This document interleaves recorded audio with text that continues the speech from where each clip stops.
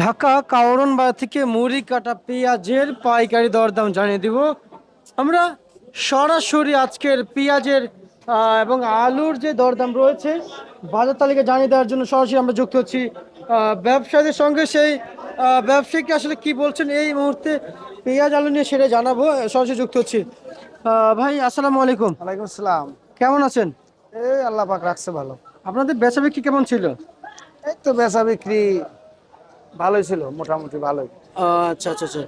পেঁয়াজের বাজার আসলে আহ, বাড়ছে না কমছে ভাই?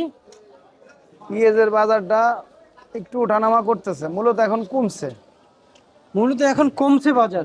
গত এক সপ্তাহ তুলনামূলকভাবে এখন বাজারটা কম, কেজি প্রতি 20 থেকে 30 টাকা কমে গেছে। এলসি পেঁয়াজ যখনই ইম্পোর্টার আমদানি করছে, বাংলাদেশ সরকার যখন আইপি অনুমোদন করে দিছে, তারপর থেকে পেঁয়াজের বাজার কেজি 30 টাকা কমে গেছে। কেজিতে 30 টাকা কমেছে? জি জি। আচ্ছা এই ভাই 30 টাকা কেজিতে কমেছে তাহলে? গত এক সপ্তাহের ব্যবধানে দেশি পেঁয়াজ 30 টাকা কমছে। যে পেঁয়াজ 90-95 টাকা কেজি আমরা বিক্রি করছি, ওই পেঁয়াজ এখন বিক্রি হয়েছে 50, 52, 55। 55। আসলে মূলত এই বাজারটা কমার পিছনে কোনো কারো হাত মূলত আছে? মূলত এই বাজারটা কমার পিছনে কারো হাত নাই।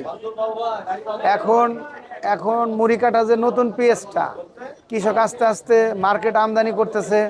এখন যে পরিমাণে মার্কেট আমদানি করতেছে কৃষকেরা, আরো এক সপ্তাহ পর আরো এর সাথে ডবল দ্বিগুণ আমদানি করবে।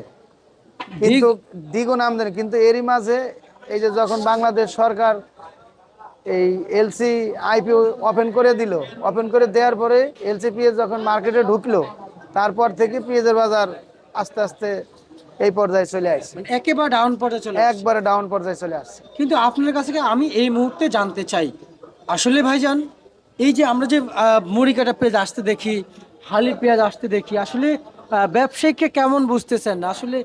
এই মুড়ি কাটা পেঁয়াজের বাজার বাড়ার কোনো সম্ভাবনা আছে কিনা? না, মুড়ি কাটা পেঁয়াজের বাজারটা এখন যে পরিমাণে এলসি পেঁয়াজ আসতেছে, যদি এই পরিমাণে এলসি পেঁয়াজ যদি আসে তাহলে মুড়ি কাটা পেঁয়াজের দাম বাড়বে না। আর এলসি পেঁয়াজটা যদি কম থাকে, হয়তোবা হালকা কিছু বাড়তে পারে।